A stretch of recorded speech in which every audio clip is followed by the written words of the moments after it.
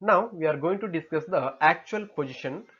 Under actual position, as an executive officer, as an advisor, as an liaison officer, the company secretary is working as an executive officer. You know about the executive officer. Who is an executive officer? The executive officer is a main officer in the administrative. He has to right to recruiting the employees and right to dismissal of the employees and right to sign every documents. Okay, so the company secretary is an executive head and is empowered to supervise and control the secretarial and other departments of the companies. Understood? He has the power to appoint and dismiss the staff working under him and depending upon the board's decision in this respect. Being the principal officer of the company, he is a right to sign every document of the company on which the company's common seal is affixed. ಇಲ್ಲಿ ವಿದ್ಯಾರ್ಥಿಗಳೇ ಅವನು ಒಬ್ಬ executive officer ಆಗಿ ಕಂಪನಿಯಲ್ಲಿ work ಮಾಡ್ತಾನೆ. ಇಲ್ಲಿ executive officer ಅಂದ್ರೆ ಏನು? ತುಂಬಾ ಮಹತ್ವವುಳ್ಳವಾದಂತವನು ಮತ್ತು ತುಂಬಾ ಇಂಪಾರ್ಟೆಂಟ್ ಪರ್ಸನ್ ಆಗಿರ್ತಾನೆ ಇಲ್ಲಿ ಆಡಳಿತ ವರ್ಗಗಳಲ್ಲಿ. ಈ ಆಡಳಿತ ವರ್ಗದಲ್ಲಿ ಇವನು ಎಕ್ಸಿಕ್ಯೂಟಿವ್ ಆಫೀಸರ್ ಆಗಿದ್ದವಾಗ ಇವನಿಗೆ ಏನೆಲ್ಲ ರೈಟ್ಸ್ ಇರುತ್ತೆ? ಹಾಗಾದ್ರೆ ಯಾವುದೇ ಒಬ್ಬ ಎಂಪ್ಲಾಯೀಸ್ ಗಳನ್ನ ಅವನು ಅಪಾಯಿಂಟ್ಮೆಂಟ್ ಮಾಡ್ಕೊಳ್ಬಹುದು ಹಾಗೂ ಯಾವುದೇ ಒಬ್ಬ ಎಂಪ್ಲಾಯಿಗಳನ್ನ ಅವನು ಕಂಪನಿಯಿಂದ ರಿಮೂವಲ್ ಕೂಡ ಮಾಡಬಹುದು. ಅಂದ್ರೆ ಅವನ ಅಂಡರ್ಲಿ ವರ್ಕ್ ಮಾಡುವಂತ ಎಂಪ್ಲಾಯೀಸ್ ಗಳನ್ನ ಮಾತ್ರ. ಹಾಗೂ ಅವನು ಎಲ್ಲಾ ಡಾಕ್ಯುಮೆಂಟ್ಸ್ ಗಳಿಗೆ, ಸಾಮಾನ್ಯವಾಗಿ ಕಂಪನಿಯಲ್ಲಿ ಬರುವಂತ ಎಲ್ಲಾ ಡಾಕ್ಯುಮೆಂಟ್ಸ್ ಗಳಿಗೆ ಅವನು ಸಿಗ್ನೇಚರ್ ಗಳನ್ನ ಮಾಡಬಹುದು. ಹಾಗೂ ಅವನು ಏನು ಅಡ್ವೈಸ್ ಅನ್ನ ಮಾಡಿರ್ತಾನೆ ಅಥವಾ ಏನು ಅಪಾಯಿಂಟ್ಮೆಂಟ್ ಮಾಡ್ಕೊಳ್ಳಿಕ್ಕೆ ಅವನು ಆರ್ಡರ್ ಅನ್ನ ಪಾಸ್ ಮಾಡಿರ್ತಾನೆ, ಆ ಆರ್ಡರ್ ಅನ್ನ ಏನ್ ಮಾಡ್ತಾರೆ ಅಂತಂದ್ರೆ ಬೋರ್ಡ್ ಆಫ್ ಡೈರೆಕ್ಟರ್ಸ್ ಕೂಡ ಅಲ್ಲಿ ಕನ್ಸಿಡರ್ ಮಾಡಬೇಕಾಗುತ್ತೆ. Because he is the very important person in the administrative officer. So he is working as an executive officer in the administration. Understood? And the second one is as an advisor. As an advisor, see, a company secretary acts as a valuable advisor to the management. How? He is advising to the management as how to getting the profits and how to sell the product and how to manufacturing the product and how much profit will be getting in the future and what are the policies and programs are required for maximizing the profit and wealth maximization. Like that, they are advising to the every organization management and to the director also. So he assists the management in framing the company policies and programs also, and he also advises the management on the matters of connecting with administrative side of the company's affairs. It is therefore while the directors are the brain of the companies and the secretary is the eyes and ear and hands of the companies. ವಿದ್ಯಾರ್ಥಿಗಳೇ, ಇಲ್ಲಿ as an adviser ಅಂತ ಹೇಳಿದ್ರೆ company secretary ಏನ್ ಮಾಡ್ತಾನೆ ಅಂತಾರೆ, ಯಾವುದೇ ರೀತಿಯಲ್ಲಿ ಕೂಡ ಕಂಪನಿಗಳಿಗೆ ಮ್ಯಾಕ್ಸಿಮೈಸ್ ಪ್ರಾಫಿಟ್ ಆಗಬೇಕು, ಲಾಭಗಳು ಗಳಿಸಬೇಕು ಮತ್ತು company ಅಭಿವೃದ್ಧಿಗಳಾಗಬೇಕು.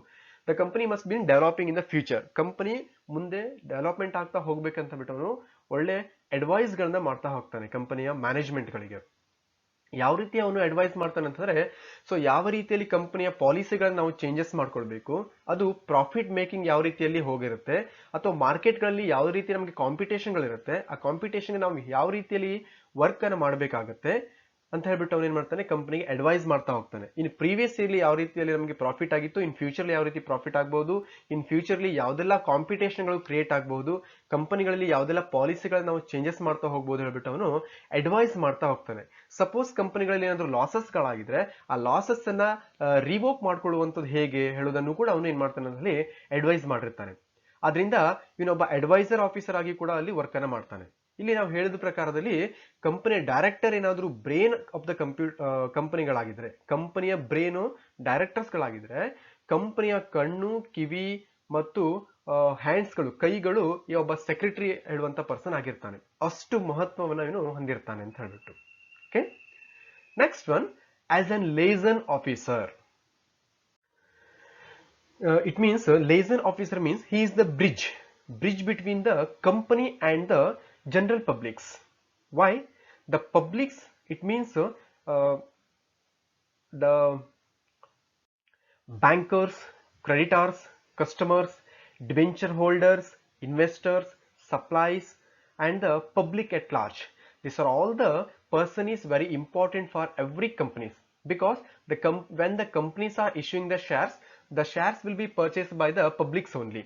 If the companies need the capitals, they are taken the loan from the banks, and if the companies are needed the any materials, they are purchasing from the suppliers. So suppliers are supplying the goods on the basis of the credit also. So credit are also very important for every organization.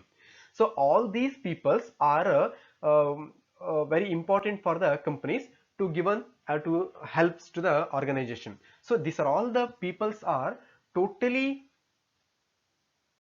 watching who is the company secretary of the particular companies. So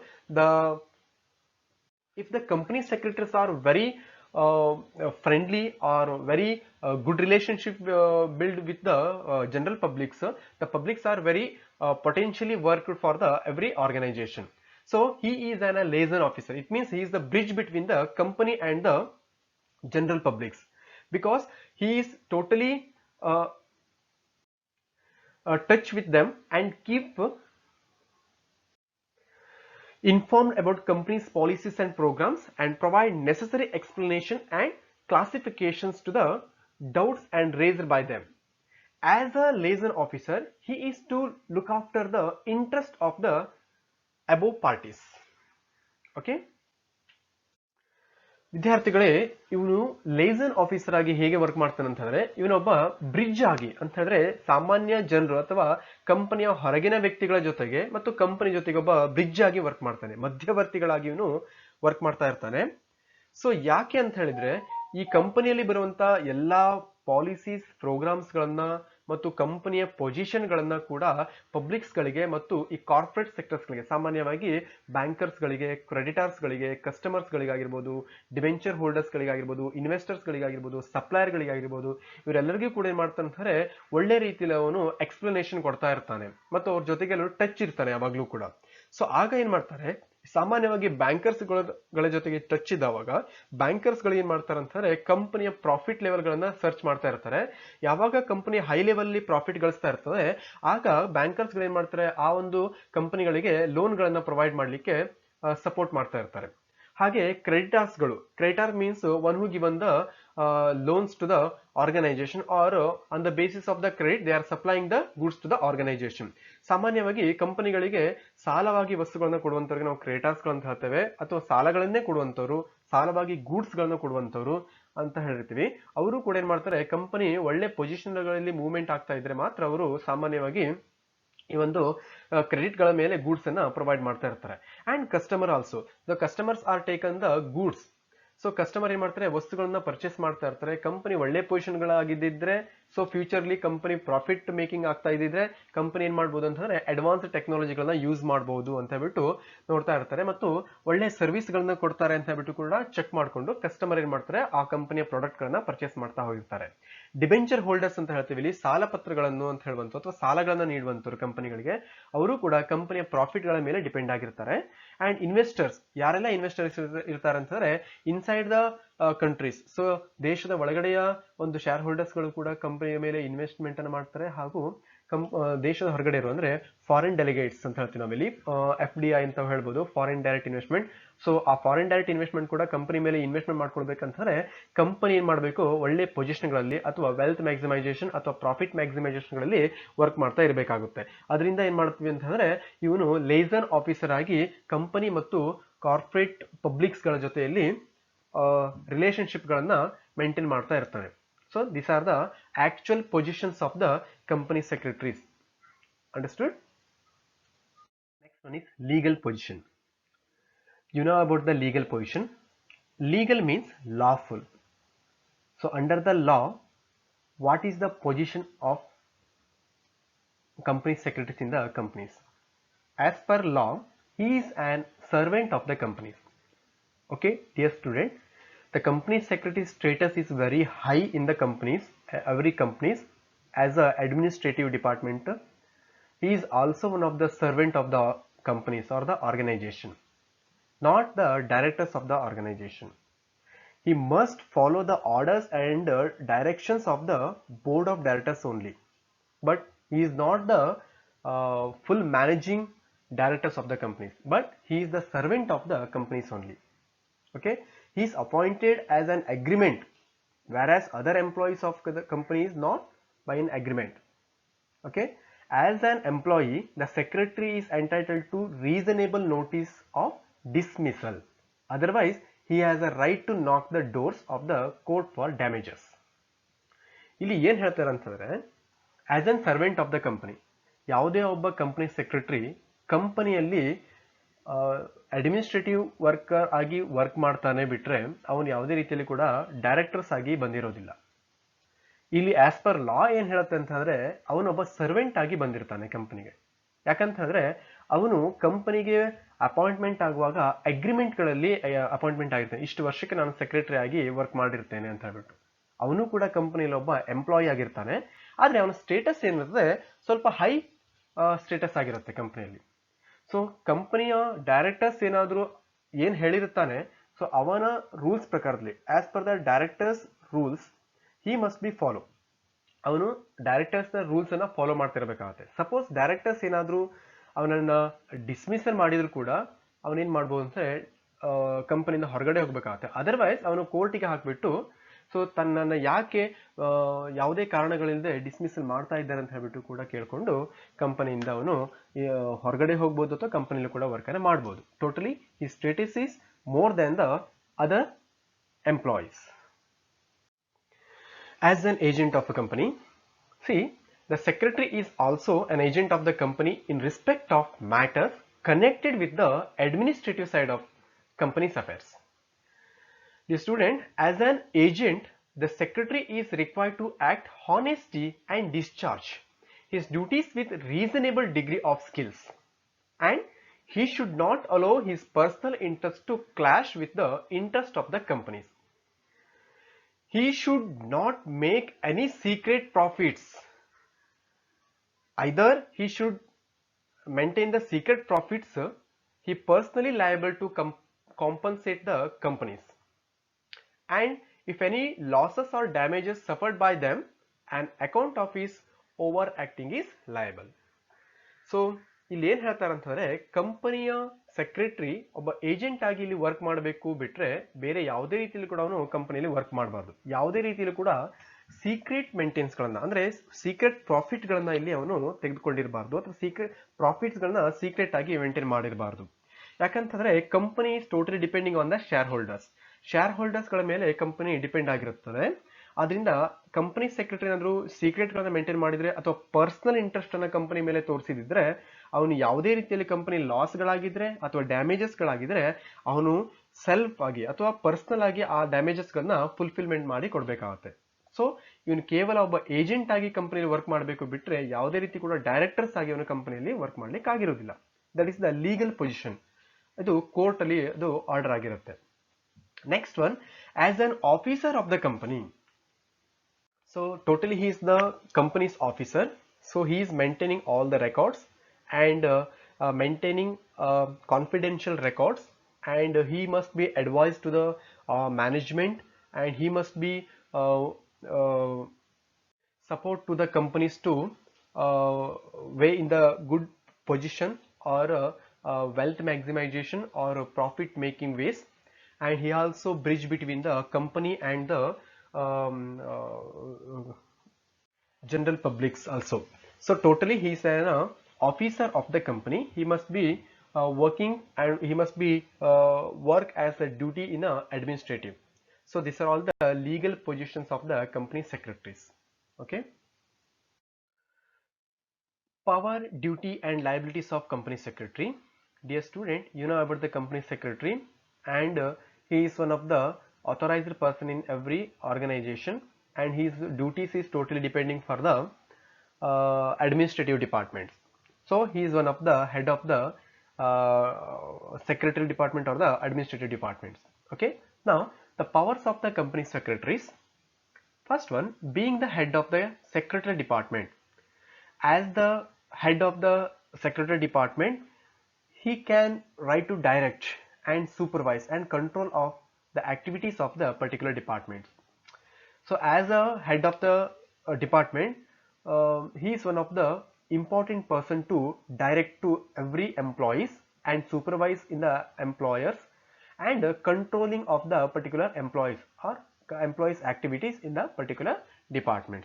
ಇಲ್ಲಿ ಆ ಒಂದು secretary department ನ head ಆಗಿರೋದ್ರಿಂದ ಯಾವುದೇ employees ಗಳಿಗೆ ಮತ್ತು ಪ್ರತಿಯೊಬ್ಬ employees ಗಳಿಗೂ ಕೂಡ ಡೈರೆಕ್ಷನ್ ಗಳನ್ನ ಮಾಡಬಹುದು ಮತ್ತು ಸೂಪರ್ವೈಸನ್ ಕೂಡ ಮಾಡ್ತಾ ಇರಬಹುದು.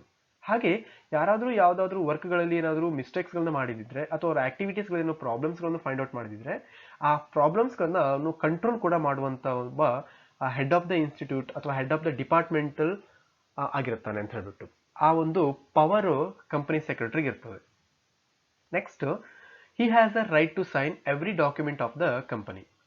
So as a senior or as a head of the secretary department, he has to power to sign every document of the particular companies or particular departments. So ಆ ಒಂದು ಕಂಪನಿಯಲ್ಲಿ ಅವನು ಹೆಡ್ ಆಫ್ ದ ಪರ್ಸನ್ ಆಗಿರೋದ್ರಿಂದ so ಕಂಪನಿಯ ಯಾವುದೇ ಒಂದು ಡಾಕ್ಯುಮೆಂಟ್ಗಳಿಗೂ ಕೂಡ ಅವನು ಸೈನ್ ಹಾಕುವಂತ ಒಂದು ಪವರ್ ಇರುತ್ತೆ. Next, he is empowered to make correspondence on behalf of the companies. So on behalf of the companies he can purchase anything for the companies only. So ಇಲ್ಲಿ ಕಂಪನಿಯ ಪರವಾಗಿ ಅವನು ಯಾವುದೇ ಕಾರ್ಯಗಳನ್ನು ಕೂಡ ಮಾಡಬಹುದು. ಅಂದ್ರೆ ಕಂಪನಿ ಮಾಡುವಂತ ಒಂದು ಕೆಲಸಗಳನ್ನ ಕಂಪನಿಯ ಪರವಾಗಿ ಅವನು ಒಬ್ಬ ಕಂಪನಿಯ ವ್ಯಕ್ತಿಯಾಗಿ ಅವನು ಆ ಒಂದು ಕೆಲಸನ ಮಾಡುವಂತ ಪವರ್ ಅವನಿಗೆ ಇರುವಂತದ್ದು. He has a right to issue share certificate on behalf of the companies. When the companies are issuing the share certificate to the publics, on the behalf of the companies, he can issue the share certificate. So ಇಲ್ಲಿ ಕಂಪನಿಗಳು share holders ಗಳಿಗೆ share certificate ಅನ್ನ ಕೊಡ್ತಾ ಇರುತ್ತೆ. So ಕಂಪನಿಯ ಪರವಾಗಿ secretary ಕೂಡ ಅವನ ಸಿಗ್ನೇಚರ್ ಥ್ರೂ ಅಲ್ಲಿ ಶೇರ್ ಸರ್ಟಿಫಿಕೇಟ್ ಅನ್ನು ಕೂಡ ಅವನು ಇಶ್ಯೂ ಮಾಡಬಹುದು. ಅಂತ ಪವರ್ ಅನ್ನ ಕಂಪನಿ ಅವನಿಗೆ ಕೊಟ್ಟಿರುತ್ತೆ ಅಥವಾ ಬೋರ್ಡ್ ಆಫ್ ಡೈರೆಕ್ಟರ್ಸ್ ಅವನಿಗೆ ಕೊಟ್ಟಿರ್ತಾರೆ. Next one, he has a right to sign the proceeding of the meeting. So for the purpose of meeting proceeds, so he can sign, and after the meeting they must be write in the resolutions and minutes and the summary of the meetings, and he must sign to every meeting documents or every meeting resolutions. So that is the power of the company secretaries. And next one is, he has right to indemnified by the company against any liability incurred by him on behalf of the companies. So here the companies are liable for outsiders. It means liability holders or the outside claims. So instead of the companies, he can indemnify. It means he can fulfill that particular liability instead of the companies also.